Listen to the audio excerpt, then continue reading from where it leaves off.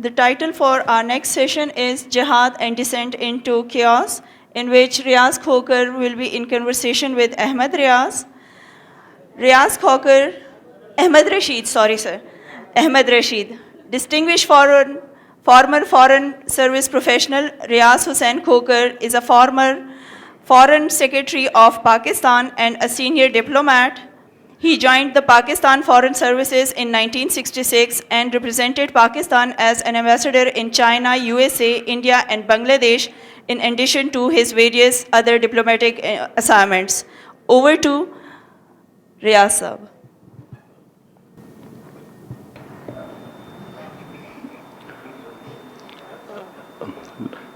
Assalamu alaikum, ladies and gentlemen. A very warm welcome to all of you to this session. The subject has already been introduced, but I consider it a great privilege to moderate this session. And it's really a privilege that we have Ahmed Rashid, who is an outstanding journalist, writer, and he is not only known in Pakistan, but renowned internationally, highly respected as an expert on Central Asia, Afghanistan, in Pakistan, South Asia, of course, on the issue of jihad, which is, he's also written a book on it, and a person with awesome reputation in the world. He has been writing for the Far Eastern Economic Review, which is was a very well-respected magazine, and his articles and his dispatches appear in all the major newspapers of the world. So he is a person with a tremendous background. Apart from that, his books, he's written 5 books. The first one is about Central Asia. The second one is about jihad. And then his most famous book was the Taliban. All of them, of course, are very widely acclaimed. The Taliban, then he's written this book on Descent into Chaos, which is actually a phrase now a lot of world leaders use for this part of the world. And then finally, the book on Pakistan on the Brink.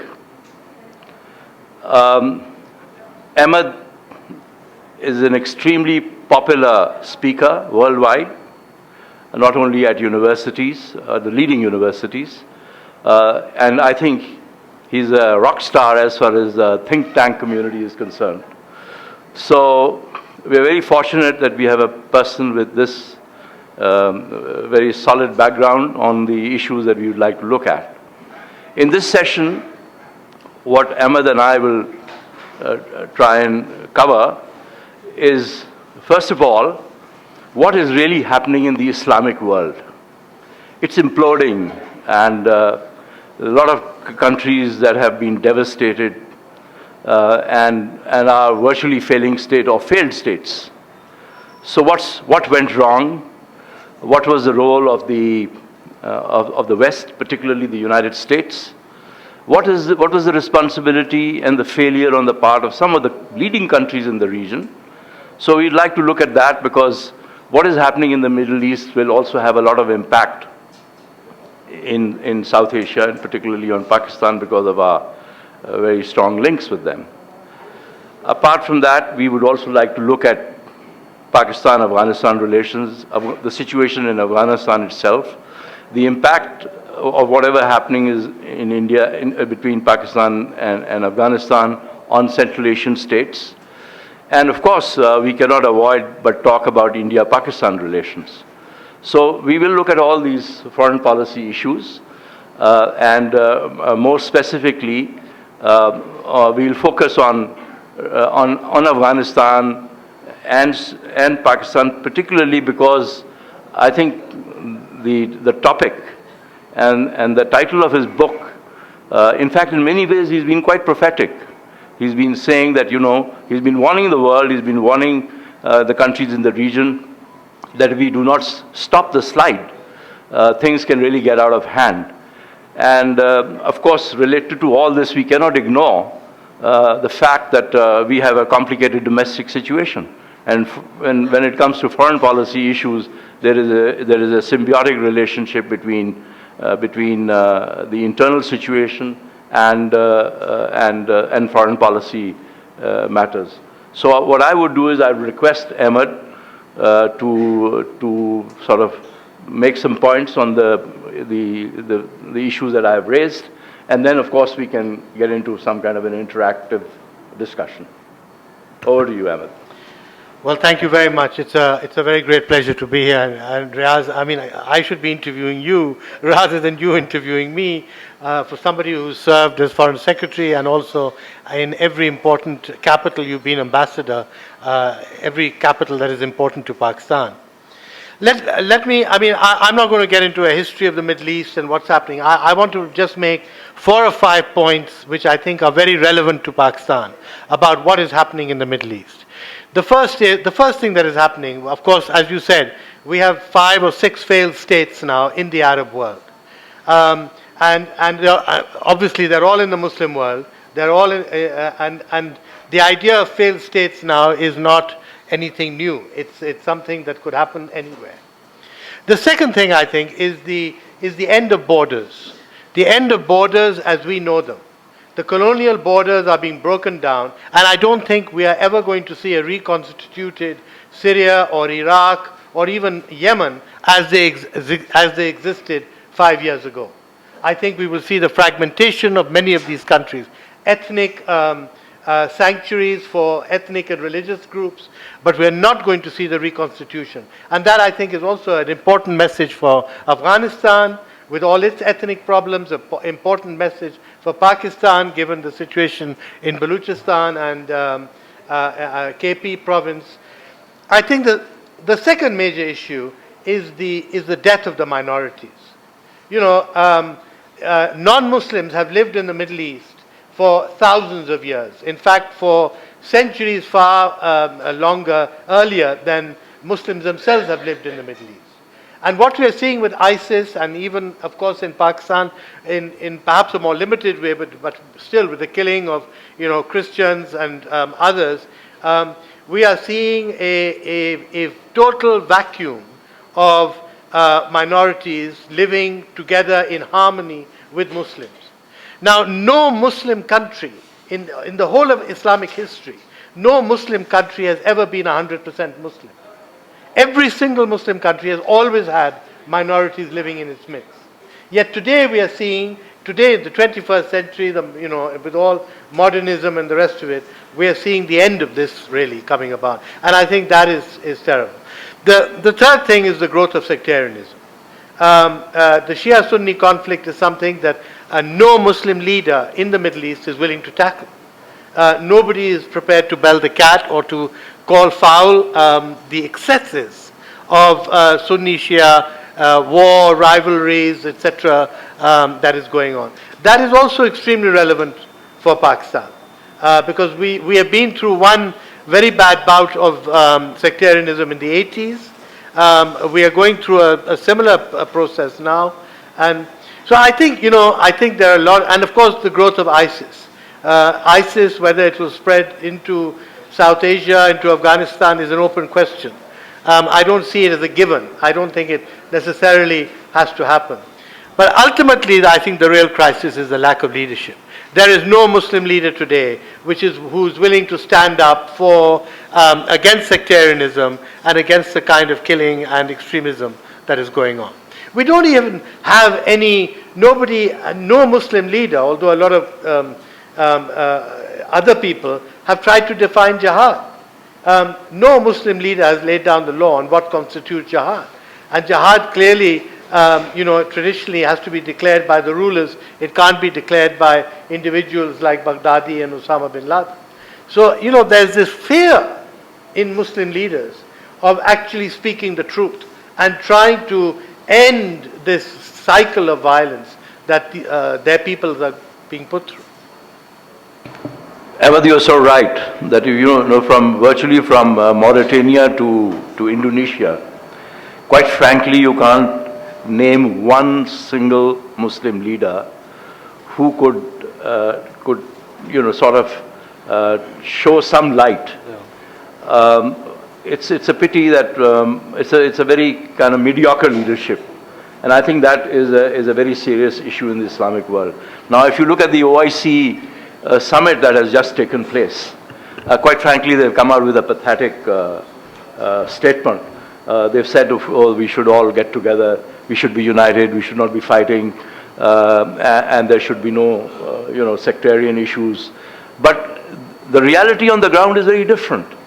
When we talk about an alliance of like-minded countries to combat terrorism, then you hear that these 34 or 35 countries are all essentially Sunni countries. And Iran, Iraq, Syria, these countries have not been invited. So one doesn't understand what really is the direction that the Islamic world is going to take. Secondly, Ahmed, with your background, on the issue of jihad, we have three brands that are now at least on the table. One, of course, is the Taliban, whatever brand that is. Then, of course, the Al-Qaeda. And then now you have a very grisly, gruesome, brutal form of, in the context of Daesh or ISIS. So what do you think the countries in the region can really do? I don't see them coming together. And even if you look at these 34 countries, it's a multiplication of zeros. There are only two major countries that have the, shall we say, the military capacity. One is perhaps Egypt and to some extent Pakistan. But the question is, can a country like Pakistan, which has a lot of things on its plate at the moment, can it get involved in issues in the Middle East, inter-Arab issues or issues between the Arabs and the Iranians? I think these are all explosive. These are minefields in my opinion. And I think as far as Pakistan is concerned, we have to be very careful about it. But my question really is, how do we deal with this ISIS? Secondly, how was it created? Who created it? Who's funding it? Who's providing them all the weapons? So what is really happening in the Middle East? What is the role of the West, particularly the United States? What's the role, or there is no role as far as Israel is concerned? This is one country that's benefiting the most from the chaos in the Middle East. So in many ways, the title of your book, Descent into Chaos, is really the writing on the wall. Well, in fact, the beginning of Descent into Chaos speaks about the catastrophic mistakes made by the Americans.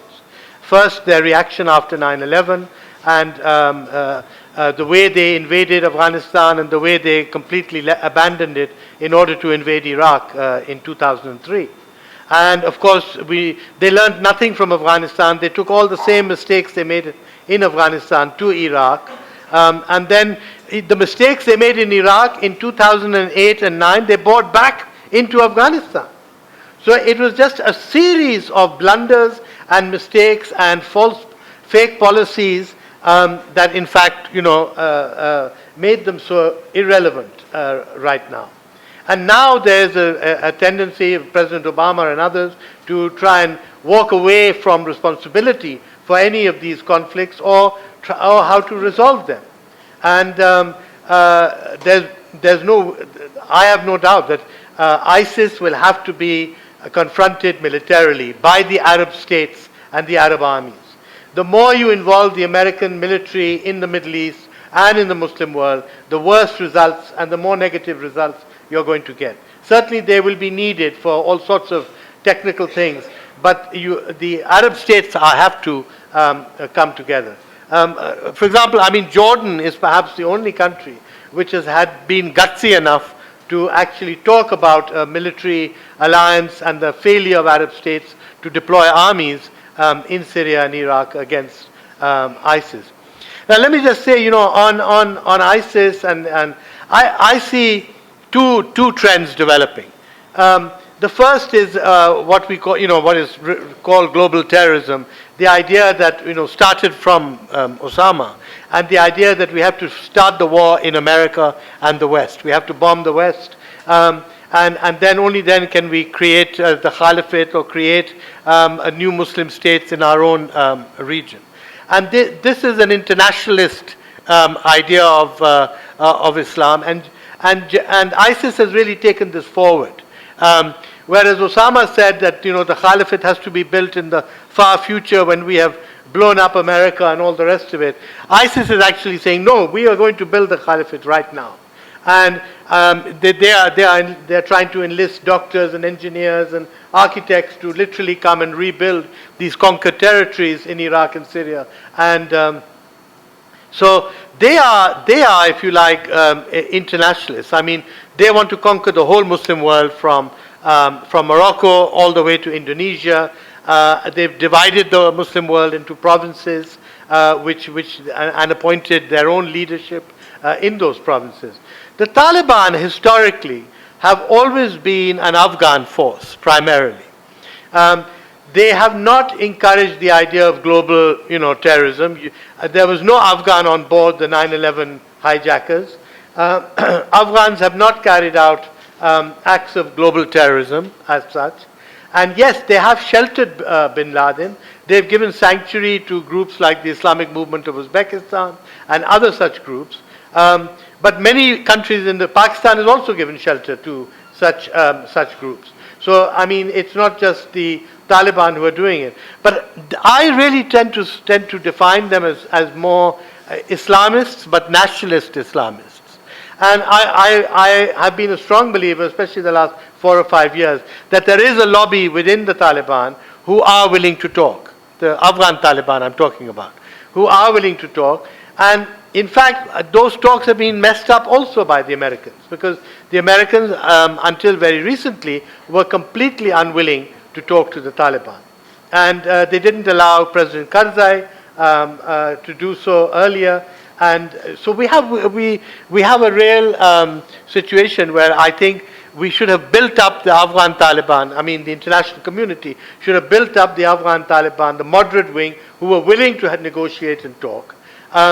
And instead, what has happened is that there was no support for that dialogue, and you've got the rise of the extremists within the Taliban, especially with the new leaders who've been brought about. And I think the hope that Pakistan can still somehow broker this four-nation dialogue and get the Taliban to the table is really, I think, really not feasible. I think we could have done it, and we should have done it a year ago after Murray.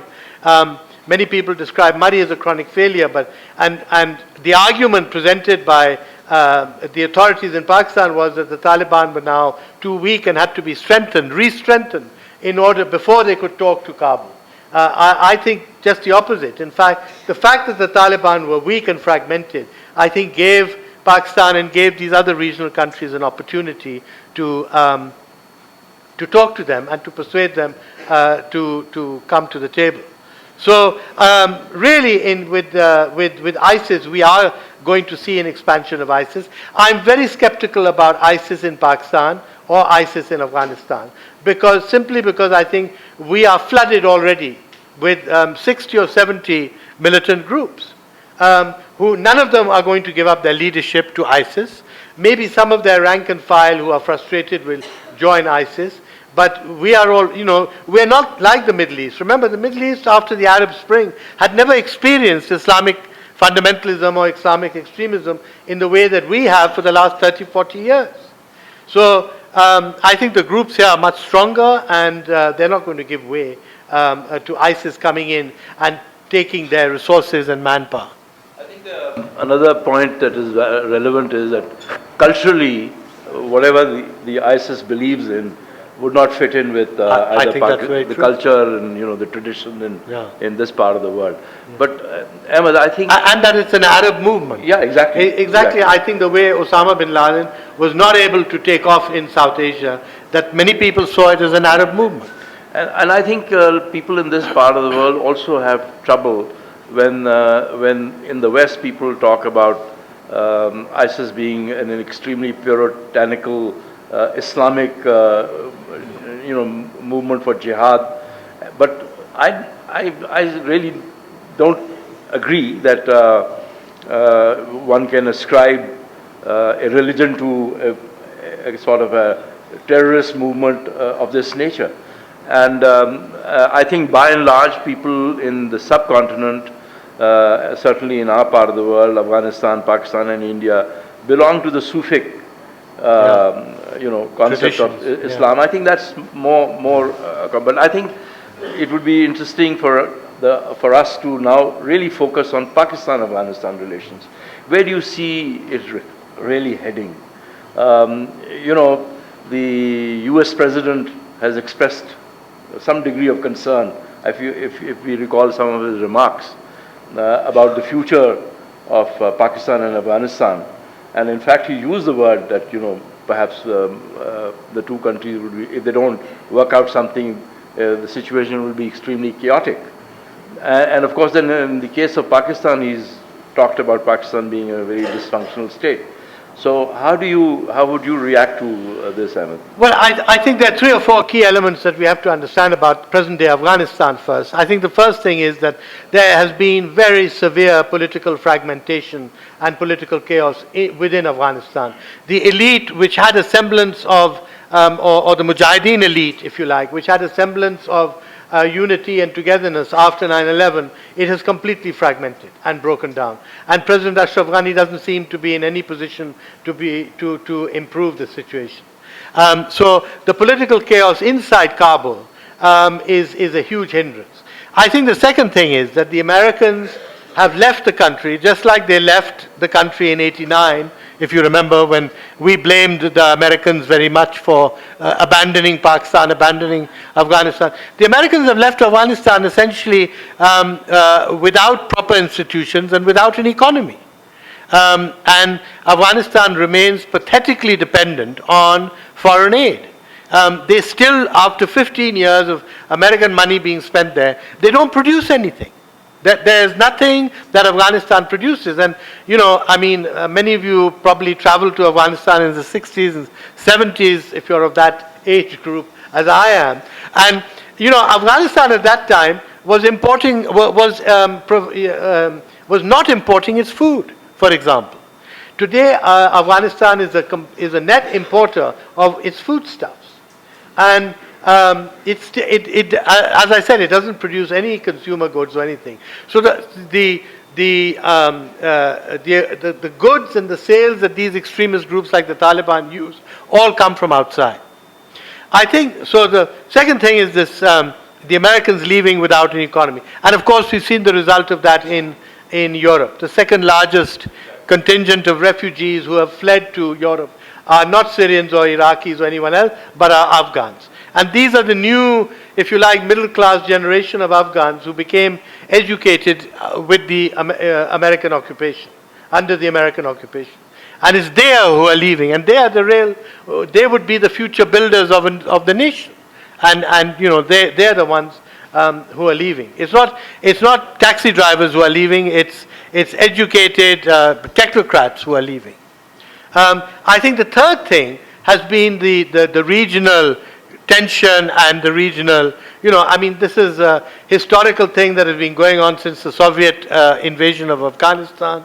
Pakistan was trying to block Iran, Iran was trying to block Pakistan, and of course the Russians had their block with India, the Americans had their block with the Arab states, etc. And essentially what we've seen a continuation of that. Now, I think, strategically there has been a shift in Pakistan's policy, wanting a solution and an end to the war. But I think we've made some major policy mistakes. The first was the failure to really put the pressure on the Taliban a year ago, or even earlier, 2 or 3 years ago, to stop their supply lines. A lot of their supply lines are not necessarily provided by Pakistan, but they buy their supplies in Pakistan. And we certainly know the routes these trucks take and the way they go into Afghanistan. And we didn't do anything about that. It was no good talking about we'll go and talk to the Taliban and persuade them to come to the table and talk to Ashraf Ghani if we're not prepared to put real pressure on them. And so I think that was really a major mistake. And now what we're seeing is, of course, the spring offensive has started inside Afghanistan. They've launched 2 or 3 attacks today. The war is intensifying, and I think the dialogue is becoming more and more difficult, because the Taliban now, I think probably we are, the military is basically telling the international interlocutors that the Taliban are not listening to us. Well, that's probably correct. But a year ago, if you had been willing to put pressure on the Taliban, I think they would have listened to you. But I still maintain that, the Taliban leadership lives in Pakistan. They have their families here. They own property here. They have businesses here. They run transport companies here. Are you saying to me that there's no pressure that we can put on the Taliban? Of course there is. And we're not going to do it by pussyfooting and saying, gee, these Taliban are good Taliban and the Pakistani Taliban are bad Taliban. I think we have to force the Taliban to the table. And we certainly can't go to war with the Taliban to force them out of Pakistan. We have to take the negotiations seriously. Ahmed, I think one of the principal problems, the key problem between Pakistan and Afghanistan, and I think this is a challenge we face in other areas also, is total lack of trust between the two countries. They accuse us and we accuse them, and there seems to be really no common ground. And then, of course, there is this added factor about Pakistan-India relations being somewhat reflected in the relationship between Pakistan and Afghanistan. I think this is what I'm of the view, perhaps this is something that we should talk about. Shouldn't this group of 4 countries be expanded a little bit? Maybe, Iran is a very important player, and I can't see how you can have a settlement in Afghanistan without Iran's some substantive role from Iran. Similarly, I would say that even Russia, if you have China in it, then you bring in Russia, because I think the Central Asian states have their own concerns. So there would be a certain level of balancing. Of course, there are some people who argue that India should also be brought in. But this is, of course, something that one can talk about. So what I'm trying to emphasize is that because there's a lack of trust between Pakistan and Afghanistan, there's a lack of trust between Pakistan and India. There is also some degree of mistrust between Pakistan and Iran. So the point is that we have very serious challenges, and somehow we are not able to overcome this. How do you think we can go about it? Well, I agree with you. I think this group of 4 nations obviously should be expanded. It obviously should include Iran. But unfortunately, we are conducting a foreign policy right now that is isolating us from all our neighbors. We are conducting a foreign policy that is totally dependent on their relations with India. In other words, we're using India as the base of a foreign relations with Iran, with Central Asia, with Afghanistan, and we're saying, you kick the Indians out, or stop dealing with the Indians, and then we'll be good to you or friendly with you. Now, this is no way to conduct a foreign policy, in my opinion. You don't judge other countries on the basis of a third country. And certainly all these countries have their own very long-standing ties with India, which and the international community is not going to accept this it's a kind of blackmail in a way. You're blackmailing countries and telling them, stop having relations with India. Now, even China, in this recent bout where we've accused Iran of harboring the Indians and the Afghans, of course, every day we accuse the Afghans of harboring Indians, etc. Now, the fact of the matter is that even China, I think, is not going to take this line. Is not going to accept this pact. But China has trade with India that is 6 or 7 times more than the trade it has with Pakistan. Do you think China is going to abandon this relationship with India? No. So the reality is that nobody in the region is listening to you.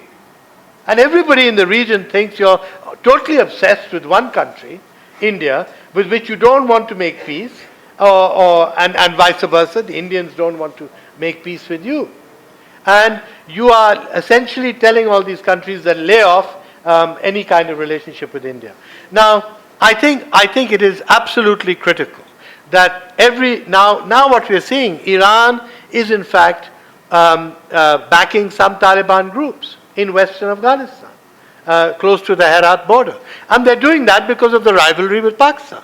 And they're saying if Pakistan is still keeping all this Taliban leadership on its soil, we should also be doing similar things. Russia has established links with the Taliban. They've had several meetings with the Taliban outside Pakistan. So the Central Asians also have been meeting with the Taliban. So the point I'm trying to say here is that, unless we understand that we have to broaden this four-party talks, we are really going to be outplayed and outgunned, because frankly, all the neighbors, once again, like in the 1980s, will gang up on Pakistan. And that will be a terrible situation. And of course, that will benefit India enormously. With India, obviously, the Indians have created huge problems for us. And no doubt, there are Indian spies in Pakistan, just as there are, no doubt, Pakistani spies in India. This tit for tat has been going on since partition. And we all know that. It's not it's not something that has suddenly happened out of the blue. So I think we should really try and get back to a more normal foreign policy. I think one of the problems, of course, is that we don't have a foreign minister, and we don't have really civilian input into foreign policy making. And by that I mean the Foreign Office, our diplomats, etc., who may have always been, if you like, overwhelmed by the presence of the military in decision making in foreign policy, but they have always had an input. But I think we've entered a period now when both the civilians and the military, in fact, don't necessarily want a foreign office impact. And I think that's really very detrimental to Pakistan. I mean, one of the points that is repeatedly made by the government is that the government and the civilian government and the military, they are on the same page. But Ahmed, it seems that maybe they are different playbooks and maybe different pages. So I think this is a very complicated. The second point is that for a long time we haven't really had an effective political leadership. You see, when you want to change a policy, what do? You can't just suddenly announce and say, well, this is going to work. What you do is you debate it, and we generally argue that there is a consensus in Pakistan among all political parties that we should have good relations with India, or at least try and have normal relations with India. But the problem here is that sometimes, you have these solo flights.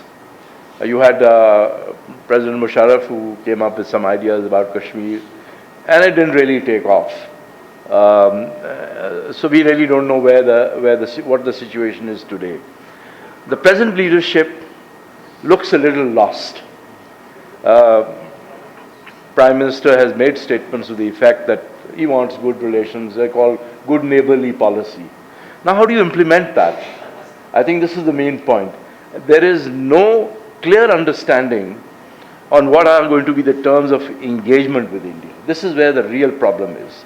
And political leadership does not have the gumption to actually take up this matter and sort it out with the military.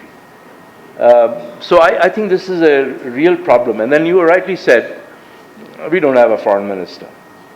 Now, I would argue that even if we had a foreign minister, he is still answerable to the Prime Minister.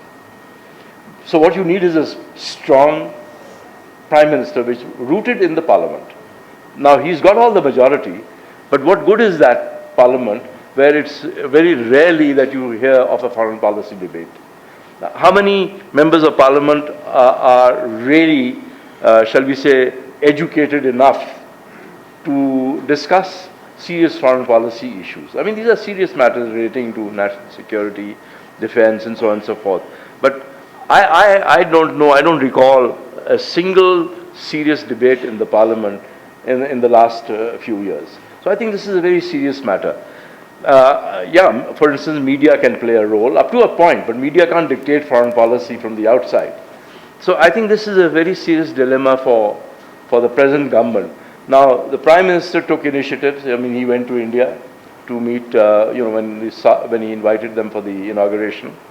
Then, of course, Modi has been here, but even today we don't know what was discussed between them. I mean certainly not. The Parliament, nobody in the Parliament knows what was really discussed. Even in the media, of course, there's speculation. But that's not good enough. I mean, that's not how policy is made. In regard to input, I mean, I can tell you as a former Foreign Secretary that the Foreign Office does its best to provide the input. But Foreign Office, even worldwide, they don't make foreign policy. Their job is to develop the options for the government, and it is for the leadership to decide, political leadership or whatever leadership there is, on what options to implement in terms of a policy. I think this is the real issue. Yeah, I think the real issue is, overall, is our disregard for institutions. Our disregard for Parliament. We don't have cabinet meetings for 6 months. The Prime Minister doesn't go to Parliament. The state of the legal system, where we've had to have military courts set up in order to deal with the plethora of terrorism, etc. If you look at any single institution in the country, I think it's really not running, and that's why I go back to to those points I made in the beginning about the Middle East. I mean, we should see what happened in the Middle East and how policies that were being made without input from the institutions of the state, from the public, from all this, how those policies can go wrong. Now, I think the point you made is that when you make a new policy, the first thing is you have to sell it to the people. And to sell it to the people, you have to have a commonality of views between civil and military and all the other institutions of the state. That, unfortunately, is never the case. Foreign policies suddenly emerge in a moment's notice, and nobody knows how we reach that stage. I mean, look at this recent problem with Iran. I mean, I was very hopeful that now, frankly, we would have very good relations with Iran. This the sanctions have been lifted. This pipeline would be built. Oil and gas would start flowing, and even that could be an improvement, perhaps, of relations with India, because they are desperately in need of oil and gas as well. So, the Turkmenistan pipeline is still dormant. Nothing has been done about that, frankly, because of the war in Afghanistan. And now we have this huge expectation that China is somehow going to deliver us from all evil. And China is going to, save our souls. I mean, before, for so many years, we were banking on the Americans to save our souls, which never happened. And now we are banking on the Chinese to save our souls. Well, look, the Chinese are nobody's fool. And Riaz, you served there, so you would know. I mean, you can't make a fool of the Chinese and say, please come and put 45 billion here. It'll all be totally safe, and we have no corruption, and we have no, misdealings or anything like that. The Chinese will watch very carefully. If there is I was recently at a conference where there were a lot of Chinese bankers and economists, and they said very clearly to me, if the war in Afghanistan does not come to an end, if the situation of terrorism in Pakistan does not come to an end, this whole Silk Route thing will be postponed. It may not be cancelled, but it will be delayed and postponed. Now, I think that's a message that our government has received already. That you have to sort out Afghanistan, sort out your internal problems and the terrorism inside the country, or this huge cash flow that is supposed to come is not going to come. And frankly, what this whole route debate has really not been resolved in a proper manner. It should have been resolved through the institutions of state, through Parliament, through discussion, etc. And instead, we are seeing a ramrodding of some of these projects which have started already without necessary consultation. Ahmed, I'd like to touch on one other aspect which will also bring in Central Asia. You know that with the shift in American policy vis-a-vis pivot Pacific, Asia Pacific, and then of course with the Chinese proposal for one belt, one road, clearly there is a new competition going on in Central Asia, and you know, Central Asia is a very crucial region. I mean, it's I mean, a lot of strategists have always said that whoever controls Central Asia would control the world. I mean, that's the way they put it. And then, of course, the new equation between it's not an alliance, or it's not. They're not getting into that at this stage. But clearly, China and Russia seem to be moving together, and American pressures are growing against the Chinese in the Asia Pacific region. And of course, it has serious implications for this region as well. India is playing an increasingly important role now, not only in the Indian Ocean, but also in the Pacific. Although India is not a Pacific power, but they're getting involved, and clearly this is part of U.S. idea about containment of China. So how do you think, what are the challenges for Pakistan in this particular game? I mean, you know, we sort of refer to these things. We have a challenge in the context of our relations with India. We have a serious problem on Afghanistan, which is not clearly, there is no evidence it's settling down. Then, of course, we have this relationship with Iran, which on surface looks very good, but there are some problems, there's no doubt about it. So where do we look? And how do we really focus on, you know, you talked about the Chinese interest in the CPAC, but you are right, Chinese are very smart people, because if they find that, you know, Afghanistan is not settling down, there are security issues in Pakistan, there are issues of capability in Pakistan, there are issues of capacity on how to handle these kind of projects. In China, they have formed, you know, they take it very seriously.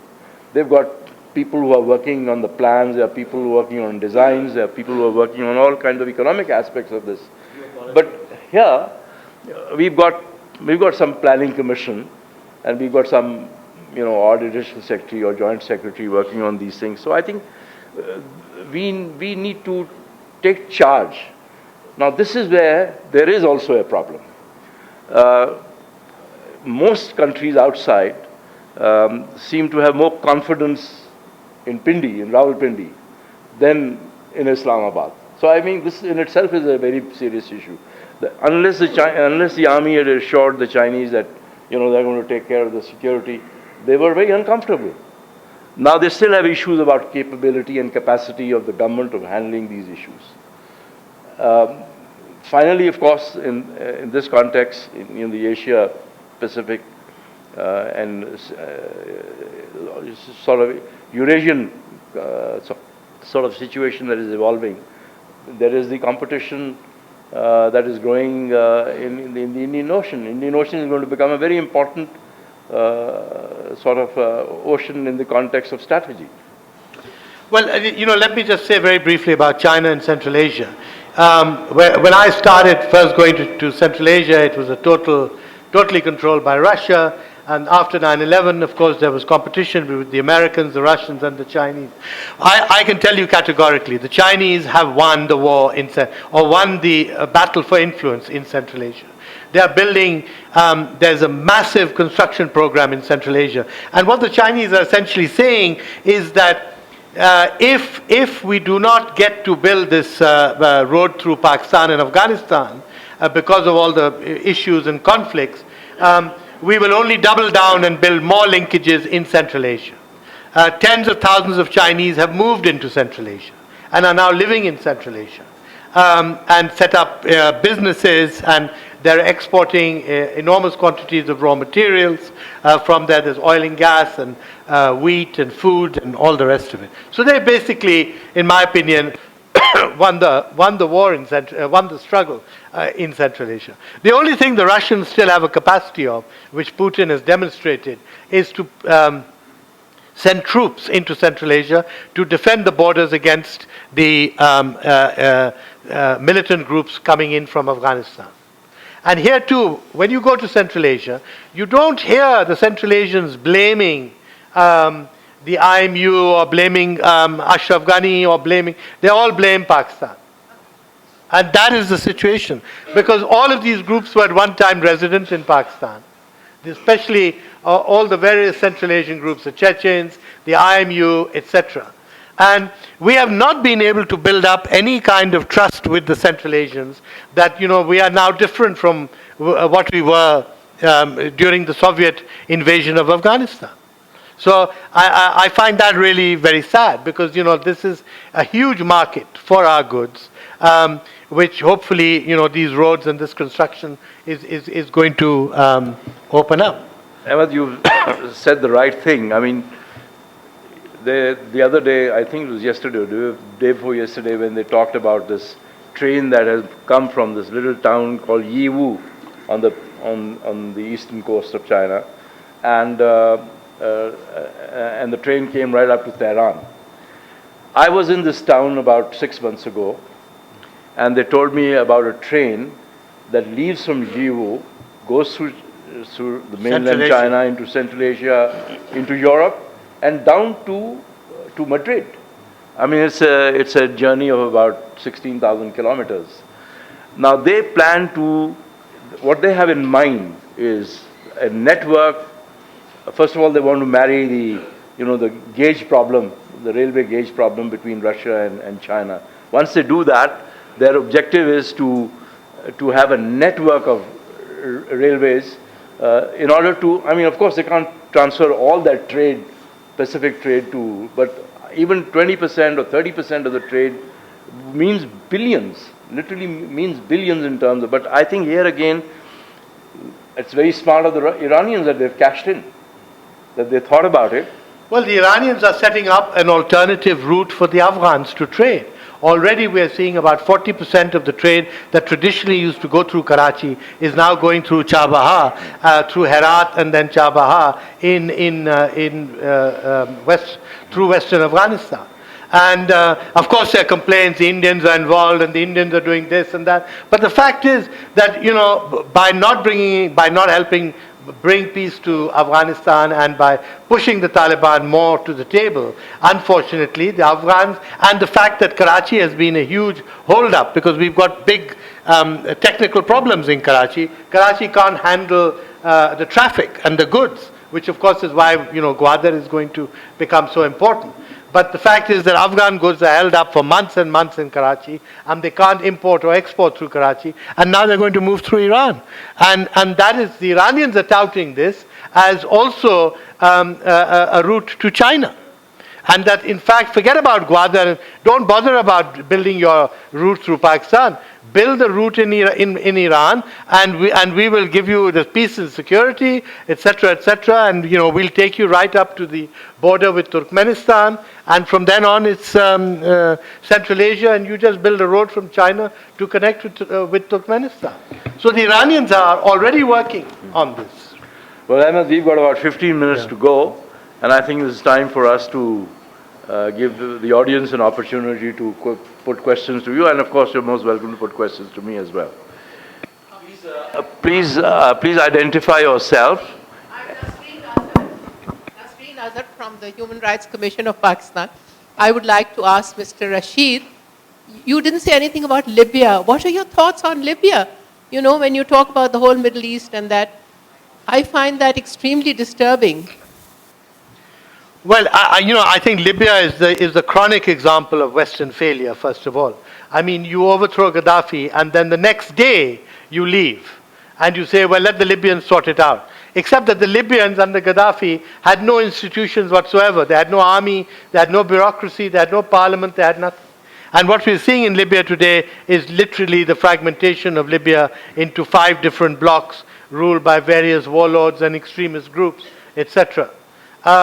And we're seeing the end of Libya as a functioning state. And this is a country with immense oil wealth, which could have been put together earlier if the West had made some attempt to do so through the United Nations and other things. They're trying to do it now, but unfortunately right now, all these groups have cemented their their power. They've established links either with ISIS or with Al-Qaeda or with other militant groups in the Sahel. They're exporting a lot of the arms and ammunition that Gaddafi left behind into Africa, and they become big arms dealers. So, on every front, it's a major deterioration. The good thing is that the U.S. president himself has accepted that whatever they did in Libya was a mistake. And in fact, President Obama said Libya is very chaotic, something to that effect. Yes, please. Please identify yourself. The gentleman. Oh, sorry. Okay. Okay, Zahid. About Ahmed, you have talked about Taliban, Pakistan. Sorry. So a major issue is that Pakistan can bring them to the negotiating table as they did in Murray by twisting arms, because as you said, their families are living here and there have already been several arrests made.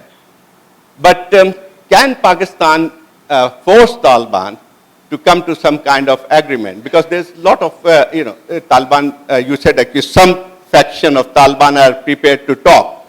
But it seems that at this point of time, there's no such indication that any of the group would come and sit on the negotiating table. Don't you think that they will wait probably this year? This year is going to be really critical, because for several reasons, Taliban are reorganizing themselves under new leadership. But also the most important thing you have not spoken about is the situation in Afghanistan itself. Three major developments is going to take place. This arrangement, which is in Kabul, I think probably term is going to end before the end of the year, then the parliamentary elections, and there's no coherent policy in Afghanistan. I agree with you. I mean, I think the military situation in Afghanistan is absolutely critical. And I think within a few months, we may see the fall of one or two provinces to the Taliban. We may see the fall of some major towns to the Taliban, just like they took Kunduz in the north last year briefly and could not hold it. This year they might be able to hold it. The military situation is desperate. Look, I think what, it's not just a question of putting pressure. It's really telling the Taliban that look, your time in Pakistan is now over. And if, basically we want you to go back to Afghanistan, to your own country, but we want you to go back under an agreement so that you don't get slaughtered there or killed there, and that you have a stake in the government as well. And I think that, as I said in my talk, I said that is becoming much more difficult because of the exodus, the refugee exodus from Afghanistan, the collapse of the economy, the internal situation in Kabul, the breakdown of unity between the warlords in Kabul, and the military situation, which is really not in favor of the government. It's totally now in favor of the Taliban. Yes, please.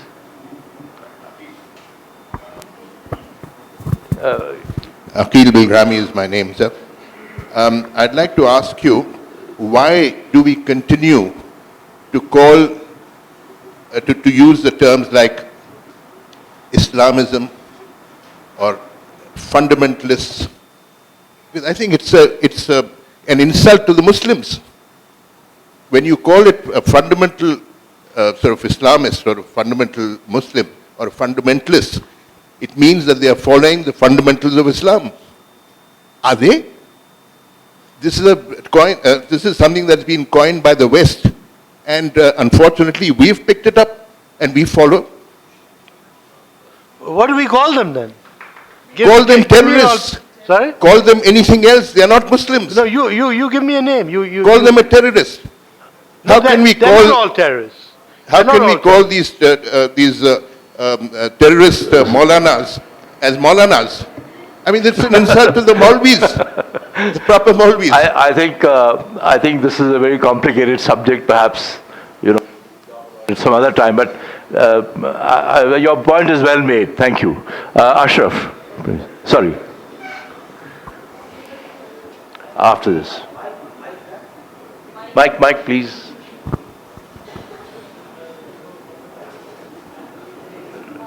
Well, would you please, yeah.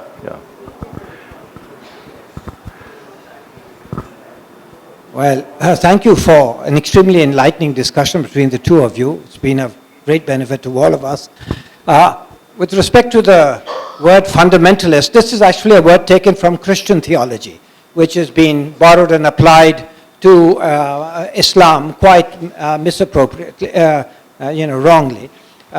The better word which the Western media has come up with is Islamist, so which seems to be more neutral, etc. But what I wanted to ask Ahmed was that last time the Taliban took over Kabul was with Pakistan's assistance, military assistance, direction of all kinds, comprehensive assistance. This time, it has been generally argued that the Taliban may not have been defeated in Afghanistan, but they cannot take Kabul, and therefore some kind of stalemate will eventually develop, which will pave the way for some kind of negotiations, which could lead to some outcome, which is positive. But what we're witnessing during the past few months is that the Taliban are going from strength to strength. Helmand, including Lashkar Gah, might fall, other places might fall, which you've referred to. Now, speaking very, very frankly, is this possibility of another Taliban entry into Kabul going to be similarly based on the denied assistance that Pakistan has rendered it? Because there's one argument which is that without the assistance of Pakistan, the Taliban would be hard pushed to survive even within Afghanistan, considering all the assistance and training and everything that's been given to the Afghan military, which has got all kinds of flaws, but that without sanctuaries, without safe havens, without the logistics, without all the supplies, they simply wouldn't be able to sustain the kind of military credibility they have in Afghanistan. What is the situation today with regard to Pakistan's involvement in the Taliban successes in Afghanistan, in your view? Well, look, I don't think it's the same situation as the fall of Kabul in '96. But remember, the Taliban have been living here for the last 30, 35 years. And we've seen the generation of Taliban leaders who are now running the show in Quetta, I don't know half of them because, I knew the lot who were in the 90s and right after 9/11. I don't know this new lot. They're all completely new. A lot of them have come from Guantanamo. And they have new relationships with Pakistan, with Iran, with Russia, etc. Where I think the mistake that we have made is it was no longer a case of Pakistan military providing aid to the Taliban, etc. The fact is that the Taliban have been allowed to build up extensive networks for their donations, for supplies, for the sale of heroin, for, kidnappings, for ransoms, for bank robberies. You name it. The Taliban are in league with Pakistani extremist groups. They're in league with mafias in Pakistan. There's a huge underground network which is enabling the Taliban to keep to make money and to keep themselves well supplied. I do believe that a lot of those supplies are coming from Pakistan, and I do believe that we could do far more to stop those supplies and to break up those networks, because I think we are well informed as to what those networks are. And I don't think you can have a peace process without these networks being at least forcibly suspended by the Pakistan state. Well, we have time for really 2 questions, but please ask a question, no comments. Can you avoid a comment, please? Yes.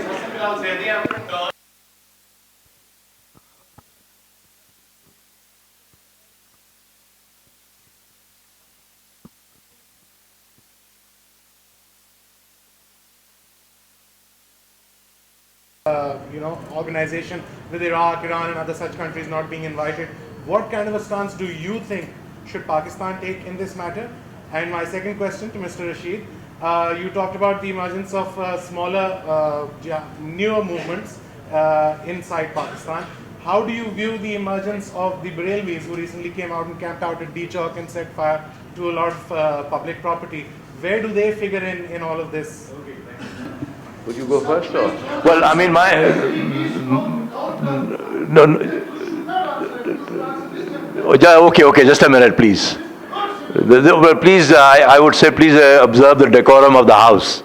I think the answer to your question, I've already said that, this talk about fighting terrorism by making a group of 34, 35, in the ultimate analysis is not going to work. I think essentially the way to deal with this problem is that Arabs have to deal with this issue. The countries in the Arab world have to deal with this issue. If you involve Pakistan, if you involve other countries, then it can get more complicated. Listen, I'm not going to get involved in sectarian, plus or minus. But I just want to say one thing about the OIC, and that is the OIC has utterly failed to get involved in any Arab country to resolve since the Arab Spring. And it has played no diplomatic role in trying to preserve the unity of these failed states in the Arab world right now. And that is, I think, a really miserable outcome of the so-called unity that Muslim world boasts about. Yes, please. Oh, no, just a minute. Sir, I have tried to listen very carefully. Can you just ask a question? Because we don't have much time.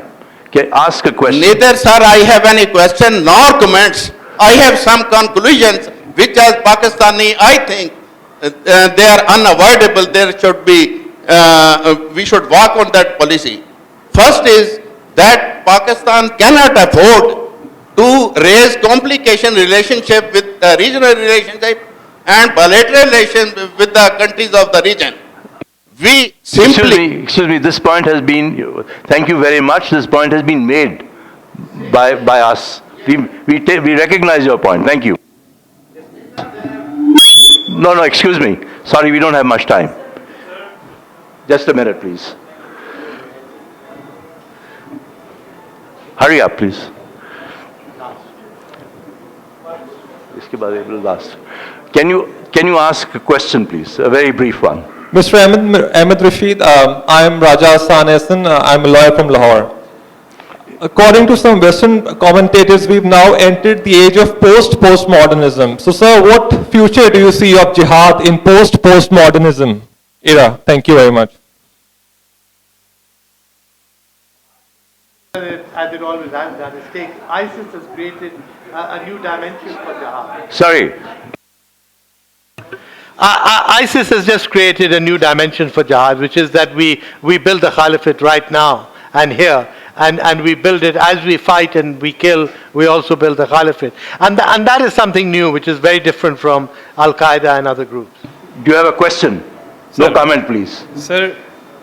Question. No, just a question, please. Jihad was a burqa, beneath it we do complete our nuclear program. What? Jihad was a burqa, beneath it we do complete our nuclear program. A developed chaos, we are protecting it. Is there any goal by how long we end all this mess and get NSG status? Thank you. Look, I'll just say that I think the chronic mistake since with the advent of Al-Qaeda has been the elevation of jihad into a kind of farz. It is not. It is not part of the duties of a Muslim according to the Quran.